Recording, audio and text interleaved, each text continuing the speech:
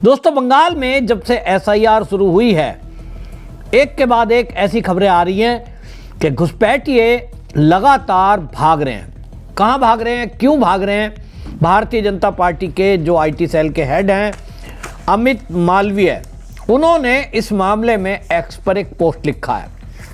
अमित मालवीय वो खुलासा करते हैं कि एसआईआर को ममता बनर्जी जो रोक रही थी, वो इसीलिए रोक रही थी क्योंकि बड़ी संख्या में घुसपैठिए वोटर लिस्ट में शामिल थे। अमित मालवीय लिखते हैं कि एसआईआर मतदाता सूची को साफ करने की एक सामान्य प्रक्रिया है। टीएमसी सत्ता पर काबिज रहने के लिए मृत और नकली मतदाताओं पर निर्भर रही है।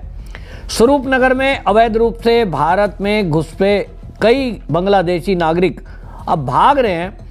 टीएमसी ने एसआईआर के बाद अपनी हेराफेरी की योजनाएं शुरू कर दी हैं क्योंकि उसका राजनीतिक अस्तित्व मतदाताओं को धोखा देने पर निर्भर करता है। अमित मालवीय लिखते हैं कि कई मतदान केंद्रों पर एक ही व्यक्ति के पास कई मतदान पत्र हैं, पहचान पत्र हैं। एसआईआर इन सब का अंत करेगा, यह मतदाता सूची को साफ करेगा और चुनावी प्रक्रिया में ईमानदारी बहाल करेगा। अमित मालवीय जो लिख रहे हैं वो रियल में दिखाई दे रहा है। बंगाल में जो ये भागदौड़ हुई है, यानी घुसपैठिए जो भाग रहे हैं, उस पर अमित मालवीय का ये एक्स पर पोस्ट लिखना और उसके साथ ही खबर आई है तालाब में सैकड़ों आधार कार्ड मिले हैं। ये आधार कार्ड फर्जी हैं और क्योंकि अब एसआईआर हो रहा है तो उसकी 2 और 3 पीढ़ियों के कागजात चेक होंगे और जिसके पास फर्जी आधार होगा वो निश्चित रूप से जेल जाएगा। बीएसएफ उसको लेकर पकड़ धकड़ कर रही है।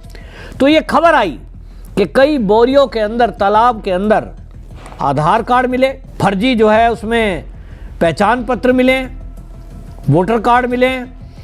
अब इन खबरों के आने के बाद एक बात तो बिल्कुल साफ हो गई है कि भाई जो बंगाल से अभी तक अंदाजा लगाया जा रहा था कि 1 करोड़ के करीब फर्जी वहां पर वोटर कार्ड हैं, तो ये कहीं ना कहीं बात सही होती हुई दिखाई दे रही है।